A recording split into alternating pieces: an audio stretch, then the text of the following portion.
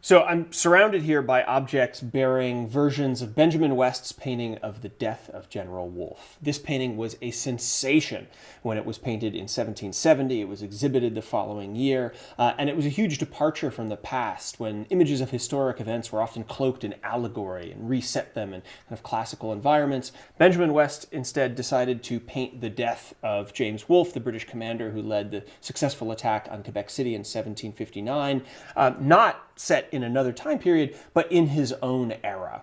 And so it put history in a very much more immediate sense for the audience, and it became hugely significant across the British Empire. It symbolized in some ways the expansion and consolidation of British power across the globe, the final collapse and surrender of the French power in North America, and so it was equally consumed by both Englishmen, Britons, and Americans who played a part in these campaigns.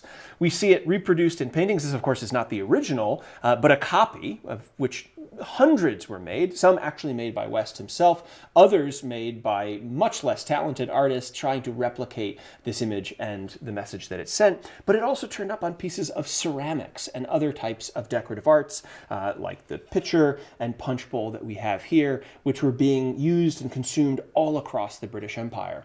In fact, one of the great ironies, small ironies, of the beginning of the American Revolution is that Henry Knox, on his way to Ticonderoga, first traveled to New York City, and upon leaving New York City, he bought a few things for his wife and himself, including a print of the Death of General Wolfe. So even as he was preparing to get cannon to bombard British troops outside of Boston, this image of British power and the expanding British Empire still held enough significance that he wanted his own copy.